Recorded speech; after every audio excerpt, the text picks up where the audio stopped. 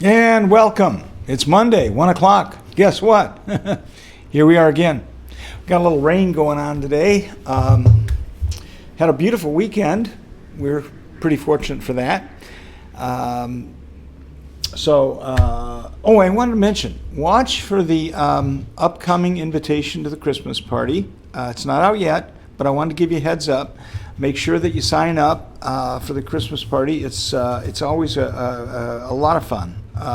Really, really well done, and we hope you can make it. So the announcement should be coming out this week. I don't know exactly what day, but don't miss it. I'll just leave it there. Okay, I'm going to talk about a couple of just sort of housekeeping things that have come up over the last week. And one of them is that when you take a listing, be sure that whatever you put on the MLS, whatever information that you provide in the description of the property, that you verify it. If you say, for example, that the property is a buildable lot, make sure that you verify with the township. If you say it's splittable, if you say it has 5 splits available, 5 individual parcels can be conformed out of a 25-acre parcel, be sure to verify it. You might also even verify that whether or not that parcel could be zoned as a planned urban development, a PUD. So that somebody could put condos there. Be sure that whatever you put on the MLS, you've taken the time to verify. So I caution you that is going to save you and 5 Star from problems in the future if you have verified the information. Don't rely on that clause at the bottom that says all information must be verified. Certainly the buyer's agent, whoever that is, has a responsibility to verify the information on behalf of their client. The due diligence rests on their shoulders, but it rests on ours as well. So let's be sure that whatever we put on to the MLS is good information. Okay. Had a couple of calls this week, this past week, about agents who don't respond to your offers. And the question is, well, can they do that? Can they simply ignore my offer and ignore the deadline that I've put on my offer? And the answer is yes, they can ignore you completely. There's nothing in the listing contract that says they have to respond to your offer. They can simply ignore you. And this happens especially in this marketplace where we have a seller's market. There's a lot of buyers out there, a lot of demand for the relatively small amount of inventory. And so, especially when offers have a short deadline on them, and by short deadline, I'm meaning, within the same day. If you submit an offer at 9 o'clock in the morning and you have a 4 or 5 or 6 o'clock in the afternoon date for acceptance or time for acceptance, your offer could very well die in the late afternoon without the seller ever seeing it. So it doesn't help your buyer in this kind of a market to put short deadlines on offers, because the seller is under no pressure whatsoever and no legal obligation to respond to your offer within the time frame that you put on it. It's purely arbitrary on the buyer's agent's part what time they choose. So I encourage, in a seller's market like this, that you don't try to force the issue, because the likelihood is the seller is going to have other options besides your offer to consider, and they probably will, especially if your offer expires. So, now, let me clarify. If you write a full price and terms offer, and you are thereby entitled, essentially, to a commission, you can potentially, notice all the qualifying words I'm using here, you could potentially sue the seller as a third-party beneficiary. However, if at any point during that process, which will take months, that seller sells it to someone else for any price whatsoever, your lawsuit would be thrown out of court, because the seller has the right to sell to anyone they want at any price, so long as there is no issue of discrimination. So I would recommend, if you're competing in this marketplace, give the seller an opportunity to respond to your offer that is reasonable. And if they come back to you and say, hey, we've gotten 4 or 5 offers, and we're going to wait until Thursday afternoon to present them, then I would probably extend my offer. If I was still interested, I would extend my offer to that period of time, maybe until Friday morning, to get a response from the seller, and keep my hat in the ring, so to speak, rather than eliminate myself from any consideration whatsoever because of my deadline. Word of caution. So, let's see, we got 1, 2. It's a very, very, very formal setting we have here, as you can tell. Don't volunteer information. This is a general recommendation. And what I mean by that is, if you're working for the seller and you get back information, let's say about a survey, and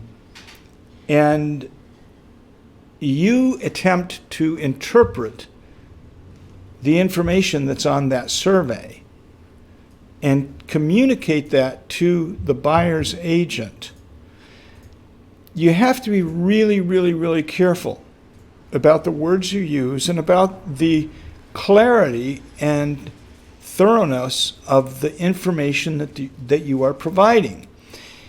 If you don't include all of the information and explain it accurately, it could be perceived as you basically cherry-picking the information and providing the information that you want them to know, but not all of the information.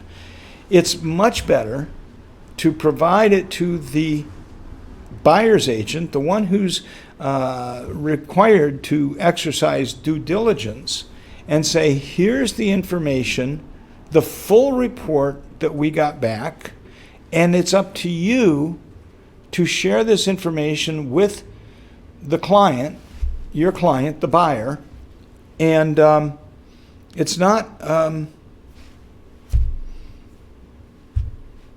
it's not our responsibility to interpret and share that information with you. Jeff Blahnik, thank you. Yes, here we go. I said this is a casual setting. We don't have this all scripted, if that wasn't already obvious. Jeff Blahnik, you might want to discuss the odd gentleman who visits open houses but has no intention to purchase. This topic was on the GRAR Facebook page. Security measures are always a good idea. Security measures are always a good idea. I don't know how many times we've talked about this before, but we'll say it again. Security measures are always a good idea. Now, how you define security measures is up to you. But I would, if I were holding an open house and did not, especially in areas where it might be remote and there was no help available, I encourage two people to be in an open house. When I was doing open houses, and I did this for a slightly different reason, I'll explain. But I would very often have open houses at my listings, which tended to be higher end listings. And my daughters were in high school and college at that point. And I would actually have them go through and act as if they were shoppers on an upper floor and a lower floor, and keep their eyes open for people who might be going into medicine cabinets to pilfer drugs, or snooping around in jewelry boxes or gun cabinets or any of those sort of things. Security is really, really, really important. I always caution people that they really should have two people at an open house. Things can happen so quickly that even if you are armed, and I know that some of our agents carry. So even in those situations, something can happen that happens so quickly and you are unaware of, you are taken by surprise. So I encourage anyone holding open houses to have two people there. Obviously, it's your call, but always be very watchful. It's a really good reason to have a sign-in sheet, even though someone may, put something false in there. It's a great reason to have a security camera positions inside, so that people who are walking in are photographed. You may even go as far as to position a security camera outside so it catches license plates. Never, never, never put yourself at risk. Always act on the safe side. Thanks, Jeff. Great point. And it may be actually one that we bring up at greater length in another live stream. But, okay, don't volunteer information. Always be safe at open houses. But one of the things I wanted to talk about today, right now, some of you are getting sellers who are saying, it's getting dreary out, it's getting cold, it's getting wet, it's going to snow. I think I want to take my house off the market and wait until next year. Oh, goody. Just what you wanted to hear after you've been working on trying to get their home sold for 2 or 3 months. In this market, if you've been trying to get their home sold for 2, 3, 4 months, it's overpriced. They may not want to change the price. They may not want to get more aggressive. I don't know how that's going to help them to wait till next year. The market's not going to change that favorably next year when they put it back on the market if they're overpriced now. But I do want to point out that this time of year is actually a really good time of year to be on the market between now and the holidays. And here's why. Houses are decorated. Even today, you drive around and you see houses decorated with fall colors, pumpkins out in the front yard, corn stalks, scarecrows. It's sort of a festive feeling between now and the end of the month, which is like a week away, 10 days away. After that, we all start getting in the spirit of fall and Thanksgiving. Houses smell great. People start putting up Christmas trees and all of those things. Houses feel really homey. And so when people walk into them, they can feel that warmth that the home has, that somebody lives there and it's warm, and they can envision themselves living in the house. they smell good. I mean, whether you're cooking a pumpkin pie or a turkey or whatever, cookies for Christmas plates, the houses feel good. They feel warm, but you might want to also run the stats. Go to the stats and say, the statistics, and say, ask yourself, what happens during this time of the year? And what you'll discover is that most of the time, inventory drops. Starting right about now, inventory begins to drop off because all the other people are saying, you know, honey, maybe we should just take the house off the market for the holidays and wait till next year. And agents don't know how to handle that. So they go, oh, okay. And they let the listing expire. And the next year comes around and either they don't get the listing or the market has changed and not necessarily in a good way.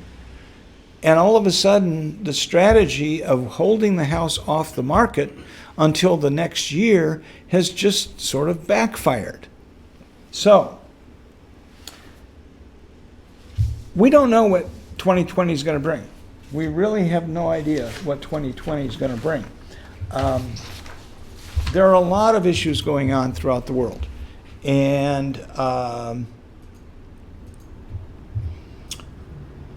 Paul Carlson, I'm going to jump in. Hey, Don, can you make a quick comment about the safety, about the man frequenting realtor open houses and making up aliases? I just did. So, again, always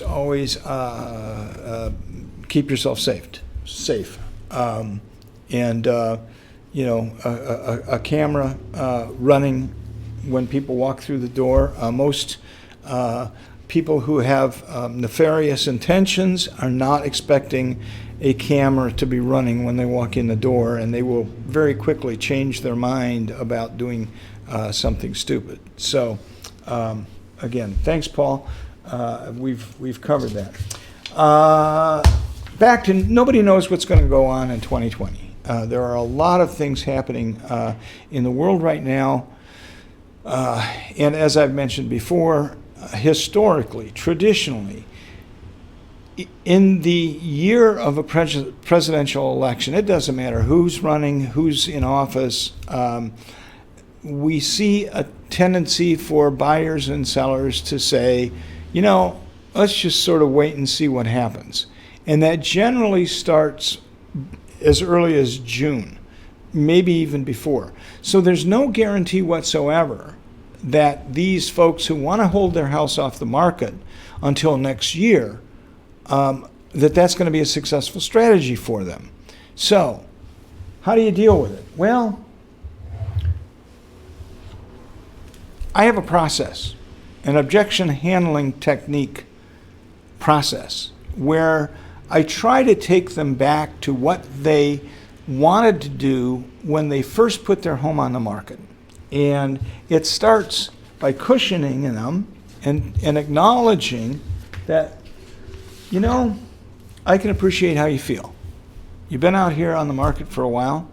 And I try to always do it in person. I try to get face-to-face with people because it shows that I care. I've taken the time out of my day to drive across town and meet with them. And I say, I can appreciate how you feel. You've been on the market a while, and I get it. It gets tiring. We've not had a lot of activity, which means that they're overpriced, but we don't have to go there right now. If I understand you correctly, you feel as though taking it off the market, this is the second step, you clarifying it, you feel that taking it off the market is going to be better, that is going to have a better outcome for you than leaving it on the market right now over the next couple of months. Am I understanding you correctly? You want them to acknowledge, to confirm that that's what their concern is, that they feel as though 2020 is going to bring them better results than the next 3 months will. My third step is to ask them, if I would you. That's my standard question. If I could show you without a shadow of a doubt that may not be the best outcome, that strategy may not bring you the success that you're hoping for, would you even think about continuing the listing until the end of the year? Yes or no? It's a yes or no close. It's not a let's open it up and discuss it. If their answer is no, then that's a condition. That's pretty clear that they're not open to continuing the listing during the holidays. If they say, well, maybe, possibly, I don't know, what do you think? Any of those kinds of responses, that's a yes.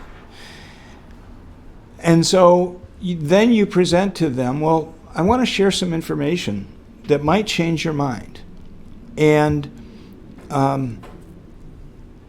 let me show you a couple of things. Here's an article. Hold on. That's our 125 dump truck, by the way. It always passes by. Anyway, I want to show you a couple of articles. And these couple of articles talk about how houses sell very well during the holiday season, from October to the end of December. And there are several reasons. One is corporations who are transferring individuals want their new employees to have their boots on the ground January 1st. Right now, they're going through the process of having the budgets approved for an individual to move to Grand Rapids. They've given them the go-ahead. They've sent them out looking for a new house, and they want their boots on the ground to go to work January 1st. That's one. So in the fourth quarter, we have a lot of serious buyers. Number two, the inventory drops. The number of buyers doesn't drop. The rates haven't changed. Buyers still have a high demand for homes, but the inventory of homes has dropped in the fourth quarter for exactly the reason that you're thinking. That they don't want to be bothered with it during the holidays. But it could be the best time of year to sell.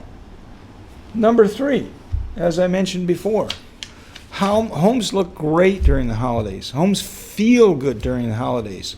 They generally are cleaned up and ready to show because people are stopping by. They're coming over and having dinners and so on. It's a social time of year. And when somebody can picture themselves in your home because it's warm and inviting, what better time of year is there to sell a house?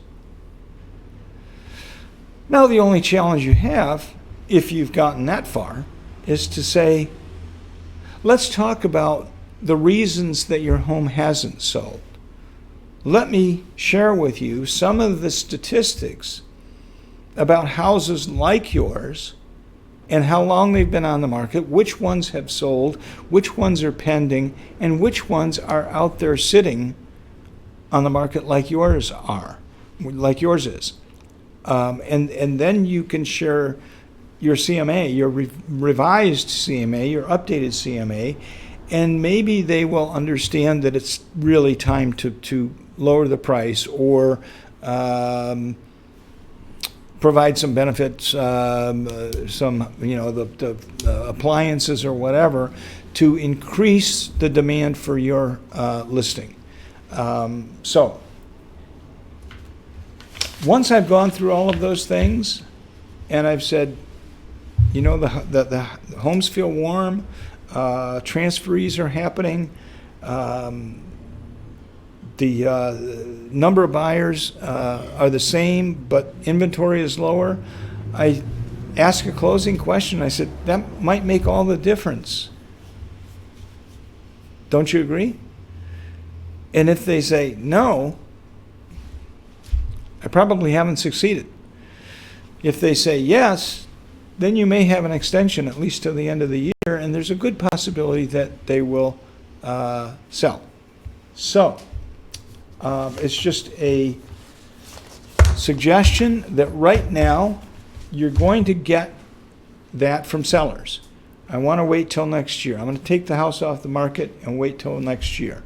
That's a great time to say, how about if we come over and we have a cup of coffee together and we talk through it a little bit, kind of lay out a strategy, and ultimately, if they say, you know what, we're going to wait till next year, no matter what, great. I hope you'll call on me. In fact, I can fill out the paperwork right now for January 1, and we can put through a delayed submission. I was only joking a little. I've actually done that. So I hope that helps. Keep your listings. Keep on working. It's going to be a great holiday season, but let's keep making money. So next week, Monday, 1 o'clock, be back. Thanks for joining me.